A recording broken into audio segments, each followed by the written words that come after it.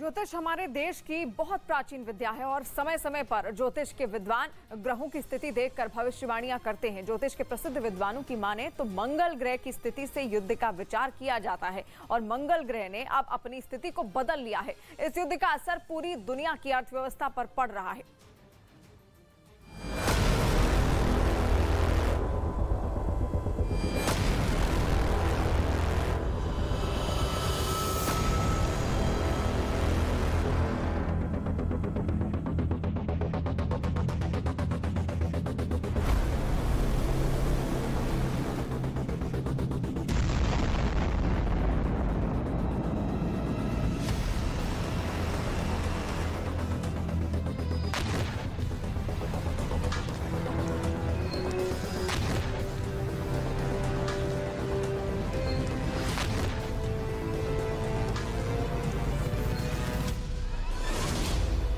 जंग चल रही है जबरदस्त।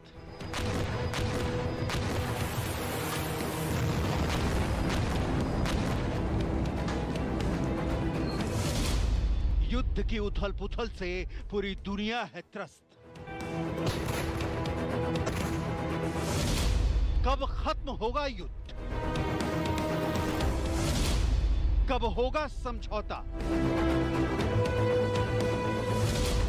ज़ेलेंस्की जीतेंगे या पुतिन?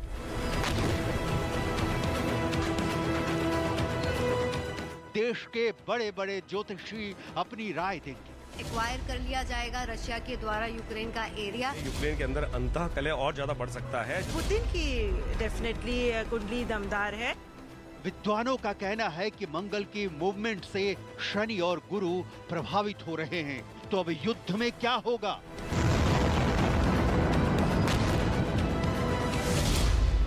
सवाल यह है कि महाभयंकर स्थिति में मंगल क्या इसलिए रक्तपात होगा जमकर?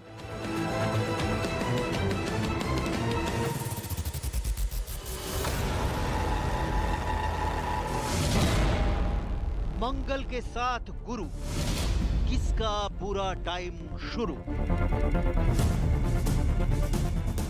रक्तपात या शांतिपात? शनि की वक्र दृष्टि किस पर असर डालने वाली है? शनिदेव अभी कुंभ राशि में अकेले बैठे हुए हैं और जब 27 तारीख को मेष राशि में मंगल आ जाएंगे तो वहां पर ये अपना प्रभाव और भी ज्यादा दिखाएंगे, क्योंकि 27 जून के बाद जो है बहुत सारी चीजों में फिर बदलाव होगा और कहीं ना कहीं युद्ध की जो संभावना है वो फिर से दिखाई देगी।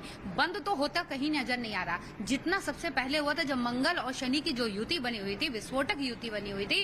और ऐसे में यहाँ पर जो निर्माण की हुई, जैसे कहते हैं मंगल होता है जो विस्फोटक चीजों का वो करता है, शनि निर्माण करता है, मगर यहाँ पर जब दोनों ही एक साथ आ जाते हैं तो विस्फोटक स्थिति बन जाती है। ज्योतिषी गणनाएं दिखाती हैं वो इस प्रकार से दिखाती हैं कि आने वाले समय में यूक्रेन के अंदर अंतःकलह और ज्यादा बढ़ सकता है। जिस प्रकार से ग्रहों की स्थिति है, बृहस्पति के साथ मंगल की जो स्थिति बनने वाली है और मंगल आगे जाके और स्थिति जो कराएंगे, वहां अंतःकरण की स्थिति, अंतः विरोध की स्थिति बहुत बुरी हो सकती है और अशांति का वातावरण बन सकता है। पुतिन की कुंडली डेफिनेटली बहुत अच्छे से आगे आने वाले में उत्थान के योग बनाएगी, सम्मान के योग बनाएगी और ज़ेलेंस्की की स्थिति उनको बहुत बुरी फंसा सकती है, जनपत्री देखते हुए लगता है।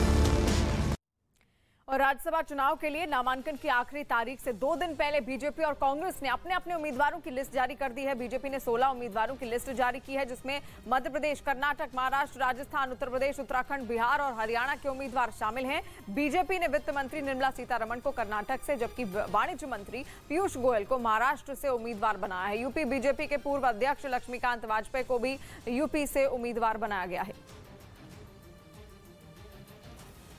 और बीजेपी के साथ ही कांग्रेस ने भी राज्यसभा के लिए अपने 10 उम्मीदवारों के नाम का ऐलान कर दिया है। कांग्रेस की लिस्ट में पी चिदंबरम को तमिलनाडु, जयराम रमेश को कर्नाटक और रणदीप सुरजेवाला को राजस्थान से उम्मीदवार बनाया गया है। कांग्रेस की इस लिस्ट में आनंद शर्मा का नाम काट दिया गया है।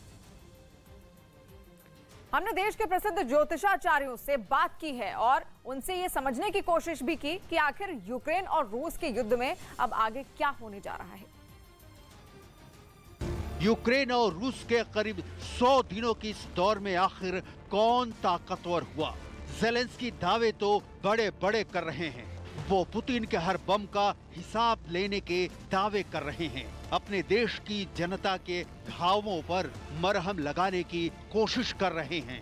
लेकिन ज्योतिषी क्या कहते हैं? किसके सितारे कितने मजबूत हैं?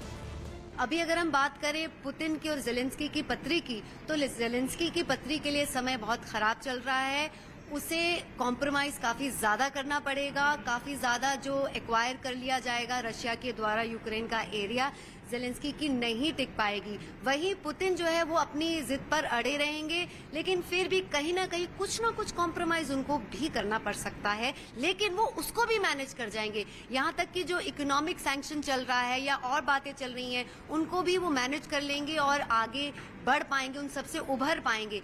मंगल की स्थिति जो है वो गुरु के साथ मिलकर कहीं ना कहीं उसको बिल्कुल स्थिति में ऐसा बना दिया है कि जहाँ पे यूक्रेन अब उभर नहीं सकता, और उभरेगा तो कई साल लग जाएंगे।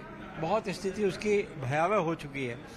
ऐसी स्थिति से उभरना, क्योंकि फाइनेंस बहुत कमजोर हो गया, अब गुरु कमजोर हो गया, फाइनेंस कमजोर हो गया, तो फाइनेंस बनाने में बहुत समय लगेगा।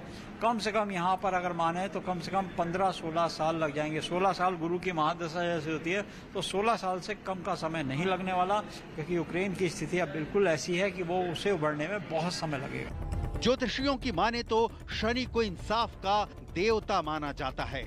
शनि इंसाफ करते हैं। इस जंग में दुनिया के सबसे खतरनाक हथियारों का इस्तेमाल हो रहा है। आखिर ये कैसा कहर है जिसने हजारों लोगों की जान ले ली है, लाखों लोगों को विस्थापित कर दिया है?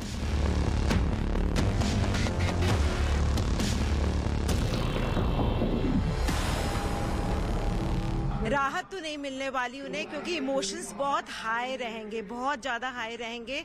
तो या मरो या मारो टाइप्स के रहेंगे, तो बहुत मूड स्विंग्स, तो बहुत ही एक इमोशनल हाई पे रहेंगे यूक्रेन के लोग। पुतिन या जेलेंस्की, किसकी कुंडली दमदार है?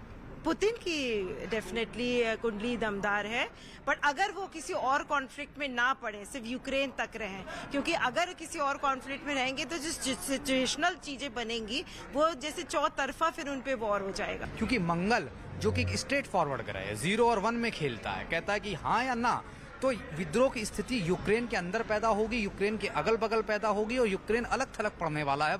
और खास तौर से इसकी बानगी 12 जुलाई से 23 अक्टूबर के बीच करीब करीब देखी जाएगी। और स्थितियां यकीन मानिए 12 जुलाई से 23 अक्टूबर तक यूक्रेन और उसको सपोर्ट करने वाले और उसके आसपास के देशों के लिए विध्वंसकारी रहेंगी। और आगर मालवा में 2 गुटों में जमकर पथराव हुआ। मध्य प्रदेश के आगर मालवा में पानी की पाइपलाइन बिछाने पर हुए विवाद में 2 पक्षों में जमकर पथराव हुआ। इस दौरान 6 से ज्यादा लोग घायल हो गए। राजस्थान के अजमेर में सरेआम फायरिंग कर दहशत फैलाने के मामले में पुलिस ने FIR दर्ज कर जांच शुरू कर दी। आरोप है कि इस दौरान बदमाशों ने लोगों को धमकाया और जान से मारने की धमकी दी। राजस्थान के धौलपुर में हाई टेंशन बिजली की तारों में हुए शॉर्ट सर्किट से एक दुकान में आग लग गई। इस हादसे में दुकान में रखा लाखों का सामान जलकर राख हो गया। वहीं पीड़ित दुकानदार ने आग लगने से हुए नुकसान की भरपाई के लिए प्रशासन से मदद की मांग की। ये युद्ध खत्म होगा या अभी और विनाश होगा? जानते हैं कि देश के प्रसिद्ध ज्योतिषाचार्यों की इस बारे में क्या राय है। ज्योतिष के कई विद्वानों का दावा है कि पुतिन को खतरा बाहर से नहीं बल्कि अंदर से है। पुतिन के करीबी लोग ही पुतिन को जहर देने की कोशिश कर सकते हैं। इसलिए पुतिन को अपनी सुरक्षा पर बहुत ध्यान देना होगा। इन कयासों के बीच दुनिया में एक ऐसी खबर ट्रेंड कर रही है जिसने तहलका मचा दिया है। दुनिया के कई बड़े अखबारों ने यह खबर प्रकाशित की है कि पुतिन अब सार्वजनिक समारोह में उपस्थित नहीं हो रहे हैं, बल्कि उनकी जगह पर उनका हमशक्ल सार्वजनिक कार्यक्रमों में शामिल हो रहा है। ये दुनिया के एक बड़े अखबार की हेडलाइंस है। MI6 का दावा है कि इस बात की संभावना है कि पुतिन की मौत हो चुकी हो और उनका कोई हमशक्ल ही अब सार्वजनिक कार्यक्रमों में हिस्सा ले रहा है। MI6 यानी मिलिट्री इंटेलिजेंस सेक्शन 6 कभी कोई दावा बिना सटीक जानकारी के नहीं करता है, क्योंकि ये ब्रिटेन की खुफिया एजेंसी है और दुनिया की बेहद प्रतिष्ठित खुफिया एजेंसी है, जिसने यूक्रेन युद्ध के दौरान एक बहुत बड़ा दावा कर दिया है।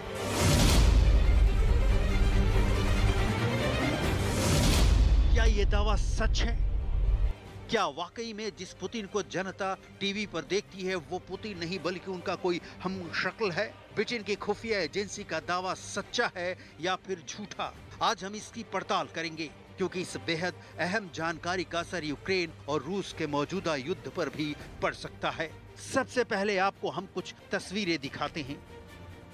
ये तस्वीरें आज से 4 साल पहले की हैं। ये पुतिन की एकदम असली और ओरिजिनल तस्वीरें हैं। पुतिन अपना कोट पहनते हैं, पुतिन अपने कमरे से बाहर निकलते हैं और अपनी आलीशान गाड़ी के अंदर बैठते हैं। इसके बाद पुतिन का काफिला क्रेमलिन पहुंचता है। यहाँ पुतिन सीढ़ियों को बहुत आराम से चढ़ते हैं। वो बिल्कुल स्वस्थ नजर आ रहे हैं। तालियों की गड़गड़ाहट के बीच पुतिन रूस के राष्ट्रपति पद के लिए दोबारा शपथ लेते हैं। नोट करने वाली बात यह है कि इन तस्वीरों में पुतिन के शरीर का वजन काफी कम लग रहा है। लेकिन यूक्रेन और रूस युद्ध के दौरान पुतिन की जो तस्वीरें सामने आई हैं, जरा उसको भी गौर से देखिए।